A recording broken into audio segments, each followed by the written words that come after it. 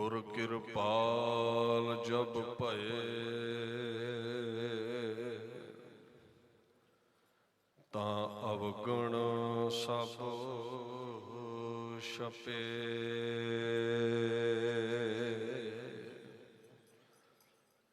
पार ब्रह्म गुरुदेव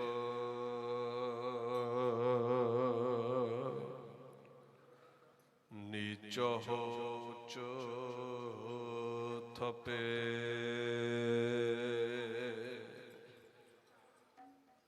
संत सहाई जीव के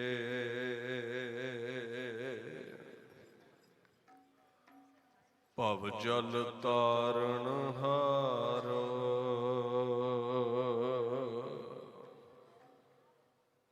सब ते ऊंचे जानिया है नानक नाम प्यारो। चवर छतर तखत दे मालक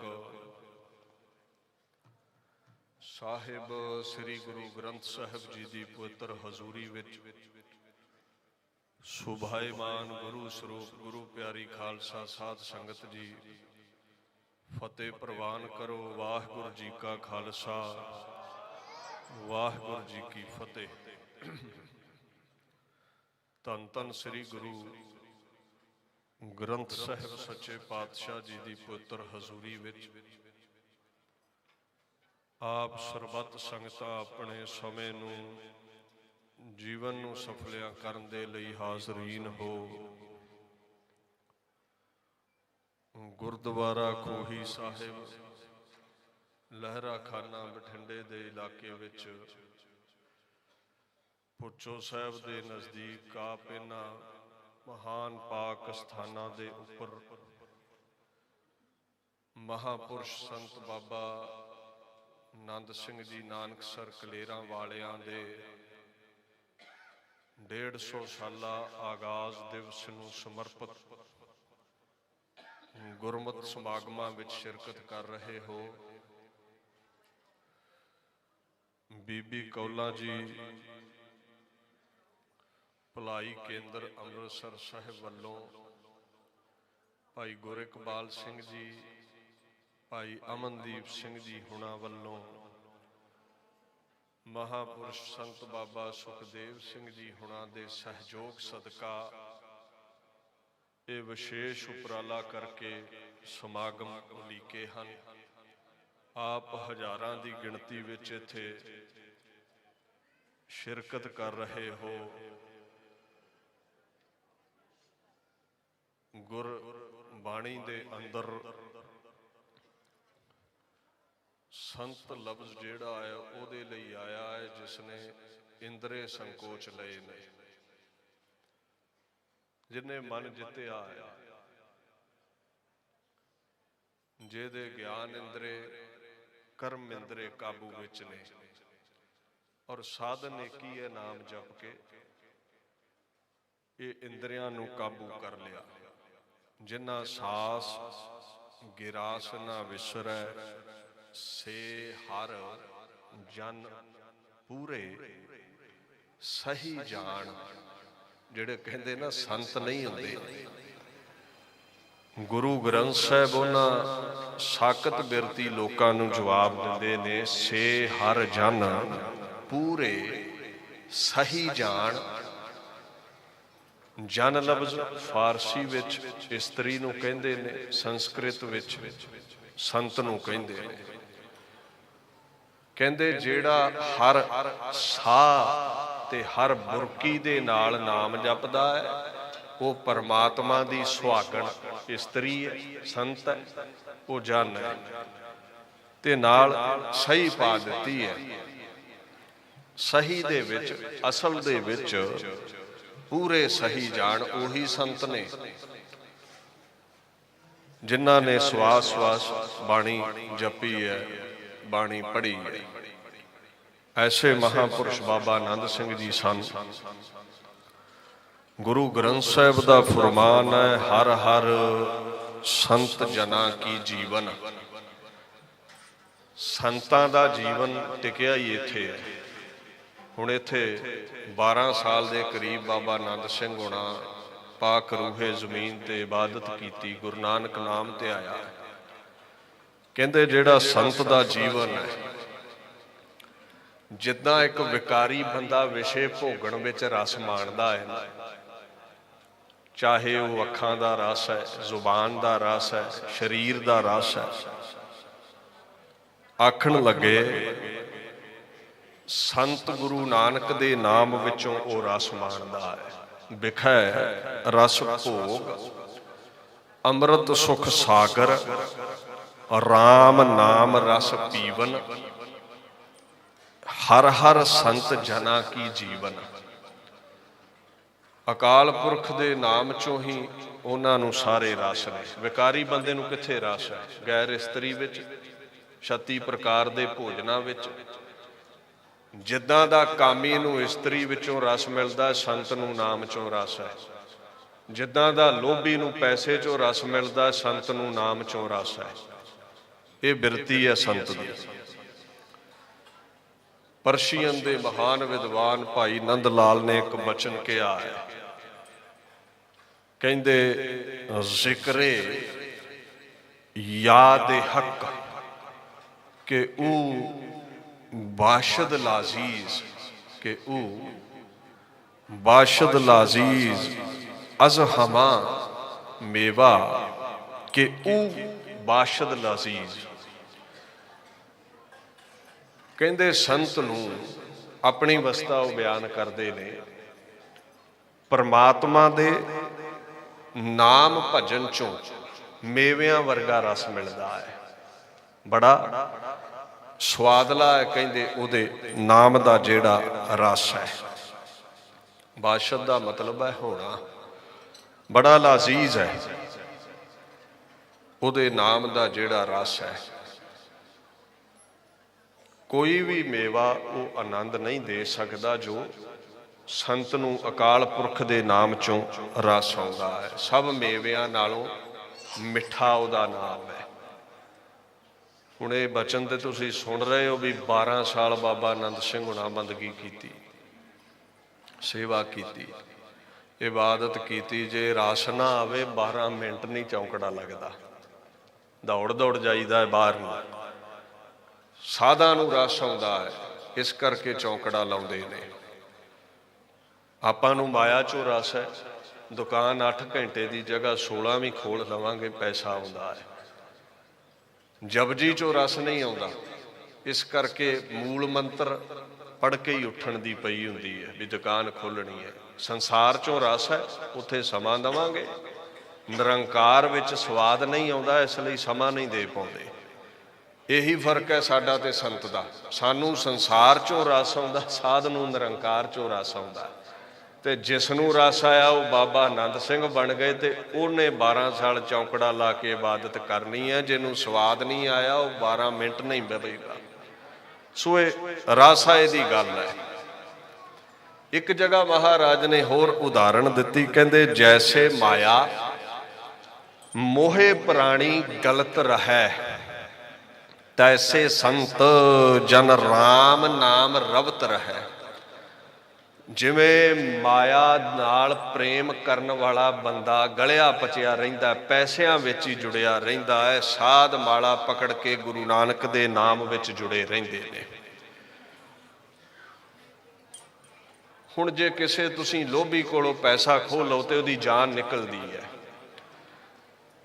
ਉਹਦੇ ਜੀਵਨ ਦਾ ਆਧਾਰ ਪੈਸਾ ਬਣ ਜਾਂਦਾ ਹੈ। ਇਦਾਂ ਹੀ ਸੰਤ ਦੀ ਜਾਨ ਨਿਕਲਦੀ ਹੈ ਰਾਮ ਦੇ ਨਾਮ ਤੋਂ ਦੂਰ ਹੋਇਆ।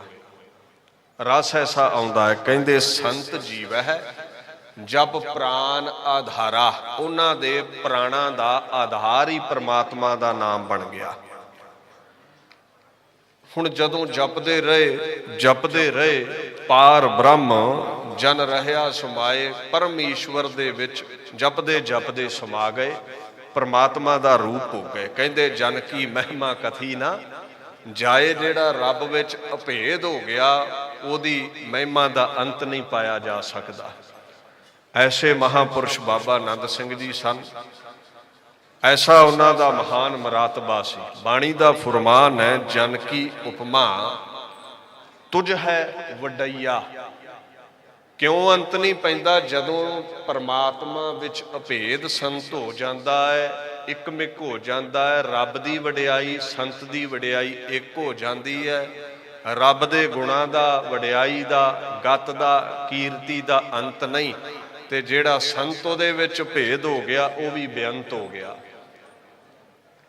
ਬਾਬਾ ਆਨੰਦ ਸਿੰਘ ਜੀ 1870 ਈਸਵੀ ਕੱਤਕ ਦੀ ਪੂਰਨਮਾਸ਼ੀ ਵਾਲੀ ਰਾਤ, ਇਹ ਜੋ ਸਮਾਂ ਚੱਲ ਰਿਹਾ ਹੈ, ਮਹਾਂਪੁਰਸ਼ਾਂ ਦਾ ਆਗਾਜ਼ ਭਾਈ ਜੈ ਸਿੰਘ ਦੇ ਗ੍ਰਹਿ ਵਿਖੇ ਮਾਤਾ ਸਦਾ ਕੌਰ ਦੀ ਕੁੱਖ ਤੋਂ ਹੁੰਦਾ ਹੈ। ਸ਼ੇਰਪੁਰ ਕਲਾਂ ਸੰਤਾਂ ਦਾ ਪਿੰਡ ਹੈ, ਲੁਧਿਆਣੇ ਦਾ ਇਲਾਕਾ, ਜਗਰਾਉਂ ਦਾ ਇਲਾਕਾ। ਖੈਰ ਦੁਨੀਆ ਦੇ ਉੱਤੇ ਆਗਾਜ਼ ਹੁੰਦਾ ਹੈ। ਛੋਟੀ ਉਮਰ ਹੈ, ਸੰਖੇਪ ਵਿੱਚ ਹੀ ਜ਼ਿਕਰ ਕਰਾਂ, ਮਾਤਾ ਜੀ ਅਕਾਲ ਚਲਾਣਾ ਕਰ ਗਏ। ਬਾਣੀ ਦਾ ਫੁਰਮਾਨ ਹੈ, ਜੰਮਣ ਮਰਨਾ ਹੈ ਸੰਸਾਰ। ਇਹ ਦੁਨੀਆ ਦੀ ਕਾਰ ਹੀ ਐਸੀ ਹੈ। ਸੰਤ ਸਾਕਤ ਅਵਤਾਰ ਸਾਰੇ ਹੀ ਦੁਨੀਆ ਤੋਂ ਜਾਂਦੇ ਨੇ। ਹੁਣ ਵੱਡੇ ਭਾਈ ਨੇ, ਭਾਈ ਭਗਤ ਸਿੰਘ ਨੇ ਜ਼ਿੰਮੇਵਾਰੀ ਚੁੱਕੀ। ਸੂਰਜ ਪ੍ਰਕਾਸ਼ ਗ੍ਰੰਥ, ਜਨਮ ਸਾਖੀ, ਇਹ ਸਾਖੀਆਂ ਗੁਰੂ ਕੀਆਂ ਸਤਿਪੁਰਸ਼ਾਂ ਦੀਆਂ ਬਾਬਾ ਆਨੰਦ ਸਿੰਘ ਨੂੰ ਬਚਪਨ 'ਚ ਹੀ ਸੁਣਾਈਆਂ।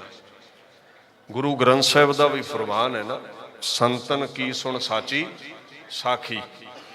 ਸੱਚੀਆਂ ਸਾਖੀਆਂ ਸਿੱਖਿਆਵਾਂ ਸੁਣ, ਸੁਣ ਸਾਖੀ ਮਨ ਜਪ ਪਿਆਰ। ਕਹਿੰਦੇ ਸਾਖੀਆਂ ਤੂੰ ਸੁਣ, ਮਹਾਂਪੁਰਸ਼ਾਂ ਦੀਆਂ ਸੁਣੀ ਜਿੱਥੋਂ ਚੰਗੀ ਸੇਧ ਮਿਲੇ। ਸਾਖਤਾਂ ਦੀਆਂ ਨਾ ਸੁਣੀ, ਜਿਹੜੇ ਛੱਡ ਕੇ ਦੌੜ ਜਾਂਦੇ ਉਹਨਾਂ ਦੀਆਂ ਨਾ ਸੁਣੀ। ਸਾਖਤਾਂ ਤੋਂ ਤੇ ਦੂਰ ਰਹਿਣਾ ਹੈ। ਕਬੀਰ ਸਾਕਤ ਸੰਗ ਨਾ ਕੀਜੀਐ ਦੂਰੈ ਜਾਈਐ। ਕਬੀਰ ਜੀ ਕਹਿੰਦੇ ਵੇਖ ਕੇ ਭਾਜੋ। ਕਿਸੇ ਨੇ ਪੁੱਛਿਆ ਵੀ ਕੀ ਤੰਗੀ ਕੀ ਹੈ, ਡਰ ਕੀ ਹੈ ਸਾਕਤ ਦਾ? ਕਹਿੰਦੇ ਕਾਲਾ ਭਾਂਡਾ ਹੈ, ਅਗਰ ਥੋੜਾ ਜਿਹਾ ਵੀ ਸਪਰਸ਼ ਹਾਸਲ ਹੋ ਗਿਆ ਤੈਨੂੰ ਤੇ ਕਾਲਖ ਲੱਗੇਗੀ। ਨਿੰਦਕ ਬੰਦੇ ਤੋਂ ਦੂਰ ਰਹਿਣਾ ਹੈ। ਬਾਸਨ ਕਾਰੋ ਪਰਸੀਐ ਤੋ ਕਛ ਲਾਗੈ ਦਾਗ। ਸਾਖੀਆਂ ਸੁਣਨੀਆਂ ਸੰਤਾਂ ਦੀਆਂ। ਬਾਲ ਮੀਕੈ ਹੋਆ ਸਾਧ ਸੰਗ, ਇਹਨਾਂ ਦੀਆਂ ਸੁਣ। ਅਜਾਮਲ ਉਦਰਿਆ ਕਹੇ ਇੱਕ ਬਾਰ, ਇਹਨਾਂ ਦੀਆਂ ਸੁਣ। ਧਰੂ ਕੋ ਮਿਲਿਆ ਹਰ ਨਿਸੰਗ, ਇਹਨਾਂ ਦੀਆਂ ਸੁਣ। ਜਦੋਂ ਸੰਤਾਂ ਦੀਆਂ ਸਾਖੀਆਂ ਸੁਣੇਗਾ, ਪਰਮੇਸ਼ਰ ਪ੍ਰਤੀ ਤੇਰੇ ਅੰਦਰ ਪਿਆਰ ਪੈਦਾ ਹੋਵੇਗਾ। ਕੀ ਹੋਵੇਗਾ? ਗੁਰ ਸਾਖੀ ਜੋਤ ਪ੍ਰਗਟ ਹੋਏ। ਗੁਰੂ ਦੀ ਸਿੱਖਿਆ ਨਾਲ, ਸਾਖੀ ਨਾਲ ਅਕਾਲ ਪੁਰਖ ਦੀ ਅਗੰਮੀ ਜੋਤ ਪ੍ਰਗਟ ਹੋਵੇਗੀ। ਭਾਈ ਭਗਤ ਸਿੰਘ ਨੇ ਲਗਨ ਪੈਦਾ ਕਰ ਦਿੱਤੀ ਬਾਬਾ ਆਨੰਦ ਸਿੰਘ ਦੇ ਹਿਰਦੇ ਅੰਦਰ, ਬਚਪਨ ਚੋਂ ਹੀ ਇਹ ਸਾਖੀਆਂ ਸੁਣਾ ਕੇ। ਦੂਜਾ ਭਾਈ ਸੰਤਾ ਸਿੰਘ ਹਰੇ 14 ਕੁ ਵਰ੍ਹਿਆਂ ਦੇ ਬਾਬਾ ਜੀ ਹੋਏ ਤੇ ਕਿਰਤ ਵੀ ਕਰਦੇ ਨੇ। ਜੋ ਕਮਾਉਣਾ ਗਰੀਬਾਂ ਦੇ ਵਿੱਚ ਵੰਡ ਦੇਣਾ। ਸਾਧਾਂ ਦਾ ਦਿਆਲੂ ਸੁਭਾਅ ਹੁੰਦਾ। ਕਿਰਤ ਵਿਰਤ ਕਰ ਧਰਮ ਦੀ, ਹੱਥੋਂ ਦੇ ਕੇ ਭਲਾ ਮਨਾਵੈ, ਸਿੱਖੀ ਦਾ ਸਿਧਾਂਤ ਹੈ। ਭਾਈ ਗੁਰਦਾਸ ਕਹਿੰਦੇ ਕਿਰਤ ਕਰੋ ਦਸਵੰਧ ਕੱਢੋ, ਇਹ ਸਿਧਾਂਤ ਹੈ। ਘਾਲ ਖਾਏ ਕਿਛ ਹੱਥੋਂ ਦੇ, ਨਾਨਕ ਰਾਹੋ ਪਛਾਣੈ ਸੇ। ਇਹ ਗੁਰੂ ਗ੍ਰੰਥ ਸਾਹਿਬ ਦੇ ਵੀ ਬੋਲ ਨੇ। ਖੈਰ ਰਾਤ ਨੂੰ ਜਦੋਂ ਪਰਿਵਾਰ ਨੇ ਸੌਂ ਜਾਣਾ ਤੇ ਇਹਨਾਂ ਚੌਂਕੜਾ ਲਾ ਲੈਣਾ ਇਕਾਂਤ ਵਿੱਚ। ਇਬਾਦਤ ਕਰਨੀ, ਬੰਦਗੀ ਕਰਨੀ, ਸਿਮਰਨ ਕਰਨਾ। ਗੁਰੂ ਗ੍ਰੰਥ ਸਾਹਿਬ ਕਹਿੰਦੇ ਨੇ ਸਤਿਪੁਰਸ਼ਾਂ ਦੀ ਅਵਸਥਾ ਹੈ, ਅੰਨ ਦਿਨ ਗੁਣ ਗਾਵਹਿ ਸਦ ਨਿਰਮਲ ਸਹਿਜੇ ਨਾਮ ਸਮਾਤੇ। ਦਿਨ ਰਾਤ ਸਾਧੂ ਗਾਉਂਦੇ ਗਾਉਂਦੇ ਨਾਮ ਵਿੱਚ ਹੀ ਰਲ ਮਿਲ ਜਾਂਦੇ ਨੇ। ਐਸਾ ਉਹਨਾਂ ਦਾ ਜੀਵਨ ਸੀ। ਭਾਈ ਭਗਤ ਸਿੰਘ ਅਕਾਲ ਚਲਾਣਾ ਕਰ ਗਏ। ਉਹਨਾਂ ਦੇ ਘਰੋਂ ਵਿਧਵਾ ਜੋ ਬੀਬੀ ਸੀ, ਬਾਬਾ ਆਨੰਦ ਸਿੰਘ ਦੇ ਘਰ ਬਿਠਾਉਣ ਲੱਗਾ ਹੈ ਪਰਿਵਾਰ। ਮਹਾਂਪੁਰਸ਼ ਘਰ-ਬਾਰ ਤਿਆਗ ਕੇ ਹਜ਼ੂਰ ਸਾਹਿਬ ਗਏ। ਇੱਕ ਬੜੀ ਉੱਥੇ ਕਠਿਨ ਸੇਵਾ ਹੈ। ਗੁਰੂ ਪਾਤਸ਼ਾਹ ਸ਼ਸਤਰਾਂ ਦਾ ਇਸ਼ਨਾਨ ਕਰਾਉਣ ਲਈ ਹਜ਼ੂਰ ਸਾਹਿਬ ਜੋ ਨਦੀ ਚੋਂ ਜਲ ਲੈ ਕੇ ਆਉਂਦੇ ਨੇ ਨਾ, ਗਾਗਰ ਭਰ ਕੇ, ਤੜਕੇ 1 ਵਜੇ। ਤਕਰੀਬਨ ਸਾਲ ਤੋਂ ਉੱਪਰ ਸਮਾਂ ਮਹਾਂਪੁਰਸ਼ਾਂ ਨੇ ਗੋਦਾਵਰੀ ਨਦੀ ਤੋਂ ਜਲ ਦੀ ਗਾਗਰ ਨਿਤਨੇਮ ਦੇ ਨਾਲ ਭਰ ਕੇ ਲਿਆਉਣੀ ਗੁਰੂ ਪਾਤਸ਼ਾਹ ਦੀ ਹਜ਼ੂਰੀ ਦੇ ਵਿੱਚ। ਇਉਂ ਘਰੋਂ ਜਾ ਕੇ ਹਜ਼ੂਰ ਸਾਹਿਬ ਸੇਵਾ ਕੀਤੀ। ਇਹਦੇ ਨਾਲੋਂ ਵੱਡੀ ਕੋਈ ਸੇਵਾ ਨਹੀਂ ਹੈ। ਮਨ ਮੇਰੇ ਸਤਿਗੁਰ ਸੇਵਾ ਸਾਰ, ਗੁਰ ਸੇਵਾ ਤੇ ਹਰ ਪਾਈ ਹੈ। ਜਾ ਕਉ ਨਦਰ ਕਰੇ, ਗੁਰੂ ਦੀ ਸੇਵਾ ਤੋਂ ਹੀ ਕਾਲ ਪੁਰਖ ਮਿਲਦਾ ਹੈ। ਸਭ ਨੂੰ ਵੱਡੀ ਸੇਵਾ ਹੀ ਇਹ ਹੈ, ਮਹਾਂਪੁਰਸ਼ਾਂ ਨੇ ਕੀਤੀ। ਕਹਿੰਦੇ ਇਸ ਸੇਵਾ ਦੀ ਬਦੌਲਤ ਹੀ ਮਾਨਸ ਤੇ ਦੇਵਤੇ ਭਏ, ਧਿਆਇਆ ਨਾਮ ਹਰੇ।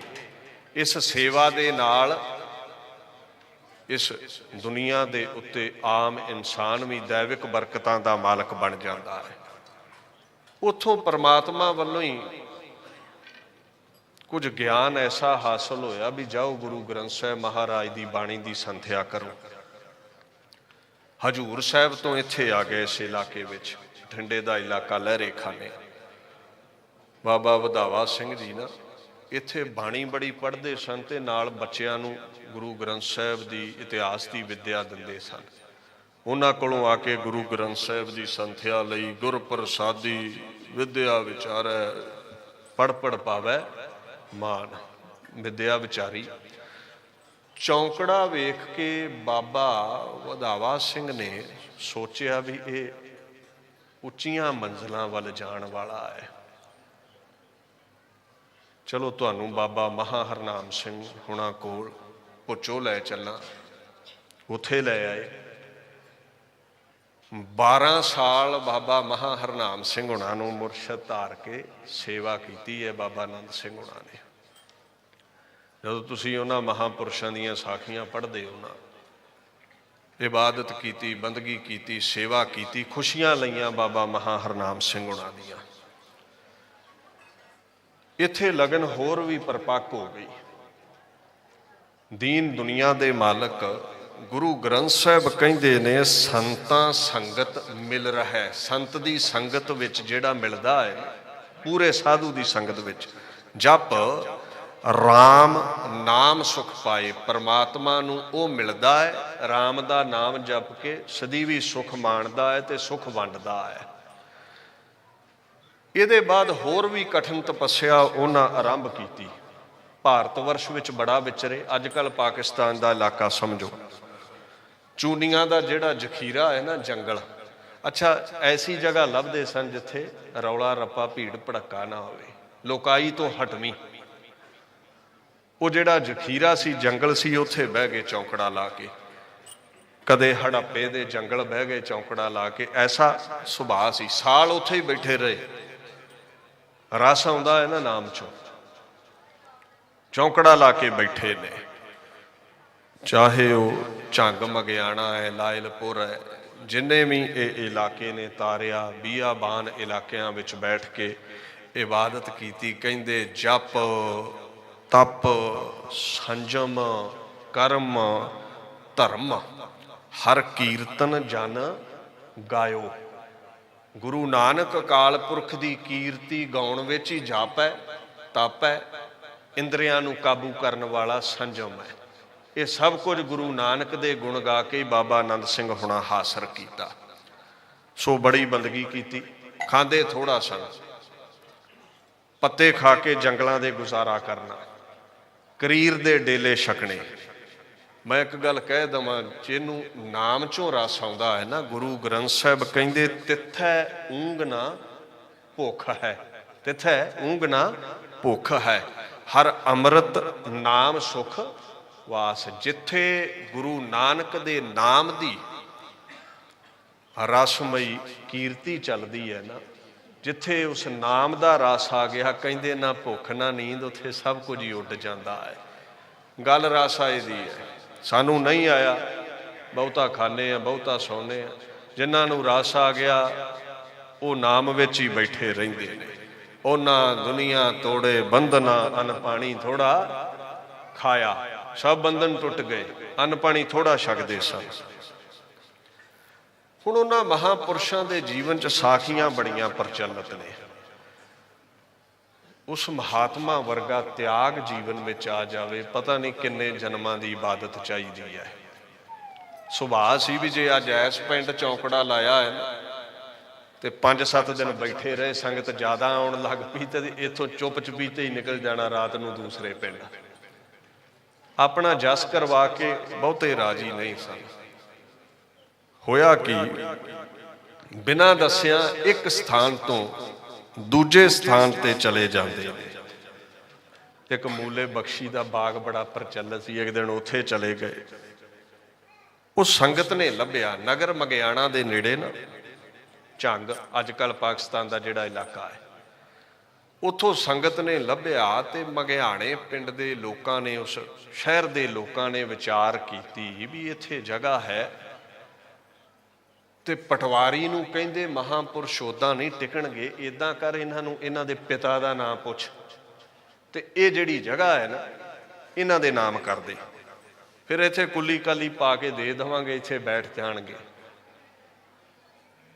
वेखो गुरु पातशाह दे चरनां च अभेद महापुरुष, गुरु दे विच इक अज़मत है, बिन बोलिया सब किश जाणदा।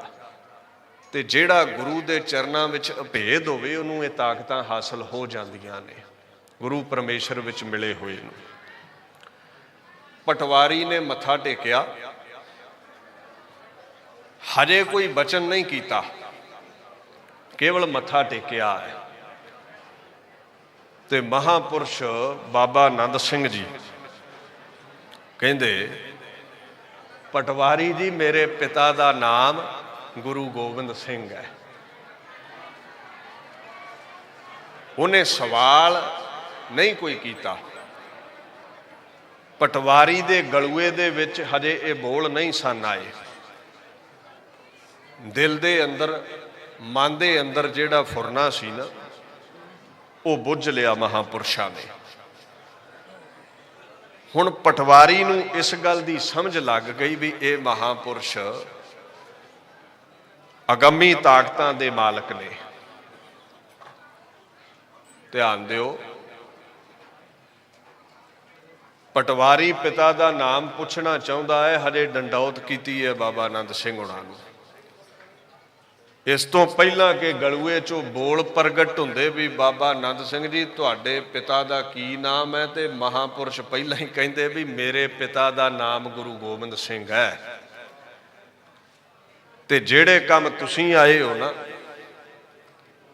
मेरा रंचक मात्र भी लगाव नहीं है, ना जगह दे नाल, ना महिलां दे नाल, ना कुलियां दे नाल। असीं कोई जायदाद नाम नहीं लवाउणी। जिस काम लई तुसीं पिता दा नाम पुछना चाहुंदे हो, ना असीं कोई कुटिया चाहुंदे आ। पटवारी चुपचाप मुड़ गया ते वो मंगियाणे दे लोकां नूं जाके कहिंदा भी तुहाडे जो मन दे फुरने सन, वलवले सन, उन्हां दे पानी फेरता बाबा आनंद सिंह ने। ऐसे त्यागी महात्मा आ बाबा वधावा सिंह हुणा ना सुनेहा भेजिया भी मैं विद्यार्थी ते बड़े तैयार कीते ने, पर सब तो उच्चियां उडारियां अध्यात्मक मंजिलां मानण वाले बाबा आनंद सिंह ने। ते जिन्नी भी साडी जायदाद है, जो भी डेरे दा साजो समान है, ਇਹਦੇ मालक बाबा आनंद सिंह होणगे, उत्तराधिकारी साडे बाबा आनंद सिंह होणगे। ते एक गुरमुख प्यारा भेजिया भी जा जाके उन्हां नूं लैके आ। वो बाबा आनंद सिंह हुणां कोल पहुंचे भी तुहानूं लहरे खाने महापुरुष बुलाउंदे ने। कहंदे देखो मेरे विद्या गुरु ने, मैं दर्शन करन जांदा रहना, पर विचली गल जिहड़ी तुसीं नहीं ना दस रहे भी किस कारण बुला रहे ने, वो जिहड़ा कारण है उहदे करके हुण मैं जावांगा नहीं।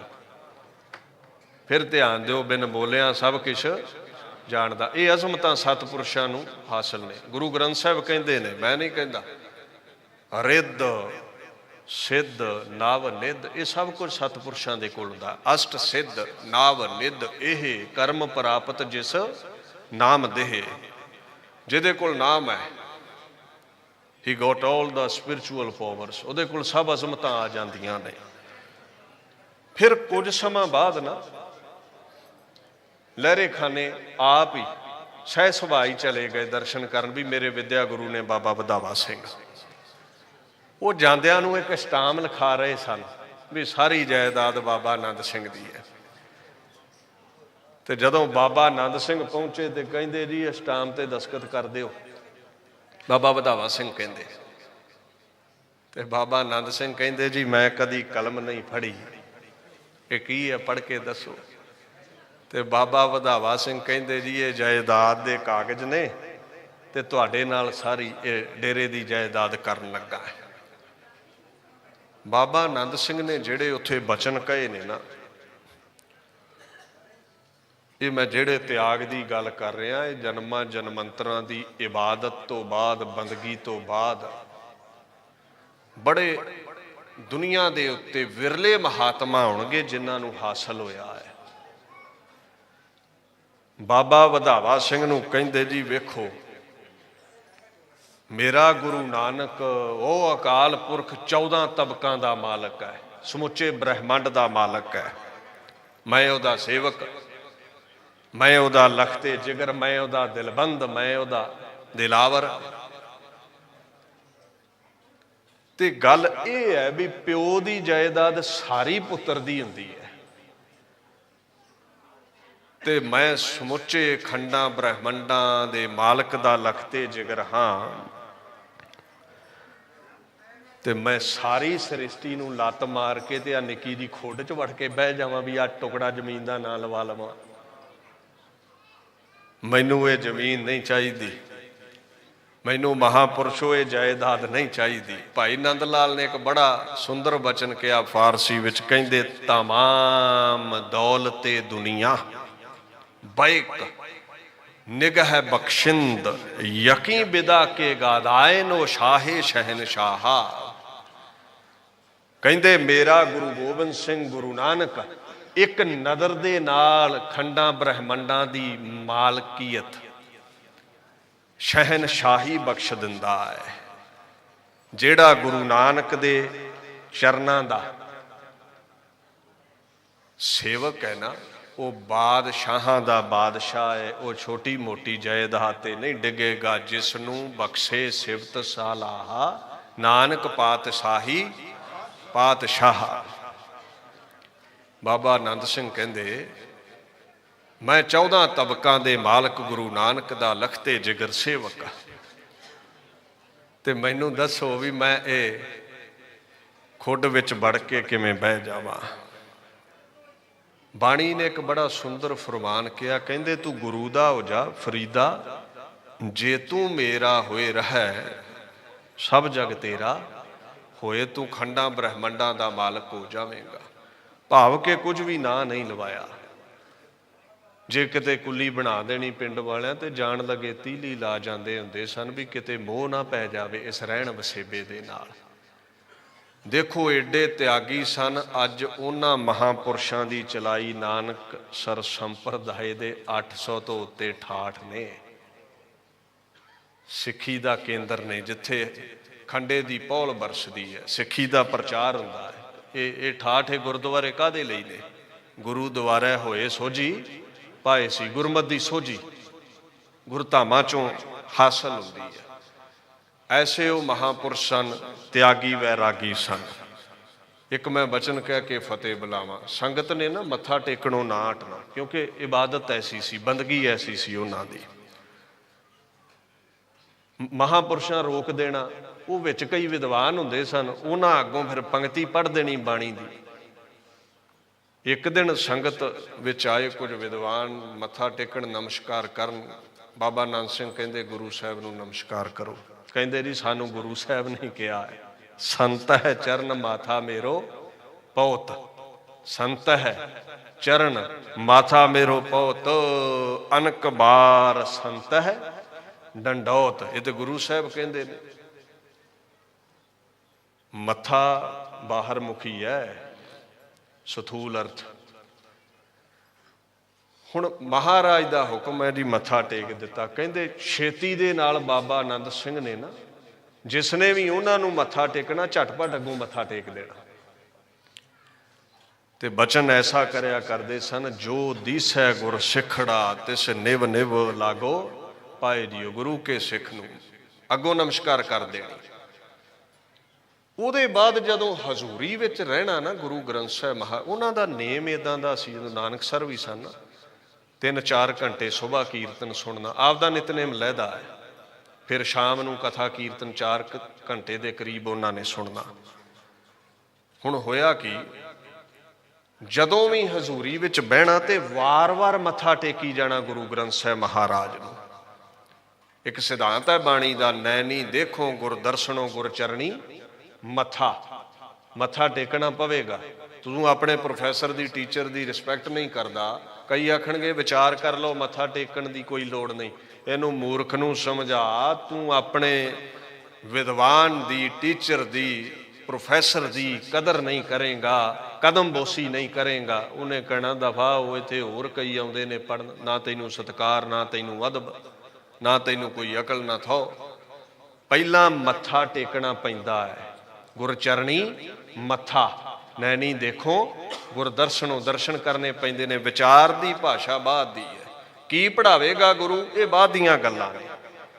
किसी ने पुछ लिया संगत विचों, बाबा जी वार वार मत्था क्यों टेकदे हो, इक्के बार गल नहीं बनी। ते बाबा आनंद सिंह कहंदे भी जिन्नी संगत आके मैनू नमस्कार करदी है ना, मैं उहदे नालों दूनी वार गुरु साहब अगे नमस्कार करके सारा भार ला दिना हाँ। क्योंकि ये जिन्ना भी मेरे दर ते कोई कदम बोसी करदा है, सारी किरपा गुरु नानक दी, गुरु ग्रंथ साहिब दी है। जन नानक सतगुर पूजिया तिन हर पूज करावा। जेड़े गुरु नानक दे दर दी पूजा करदे ने, उन्हां दी पूजा संसार करदा है। तुसीं 150 साला महापुरुषां दा मना रहे हो, और देखोगे समुची दुनिया दे अंदर देशां प्रदेशां दे विच ये दिहाड़े मनाए जाने ने। उन्हां महापुरुषां ने असीम नानक निरंकारी दी इबादत कीती, बंदगी कीती, बड़ियां बरकतां हासिल कीतियां। नानकसर बैठ गए, तीर्थां चों तीर्थो हो निबड़िया, 68 तीर्थ जह साध पग तर है। सतपुरुष जिथे इबादत करदा वो तीर्थ ही बन जाते ने। इथों चले पुचो साहिब तो महापुरुष बाबा महा हरनाम सिंह जी की सेवा करके खुशियां लईयां, नाल बैठ के नाम जपिया, अजमतां हासिल कीतियां।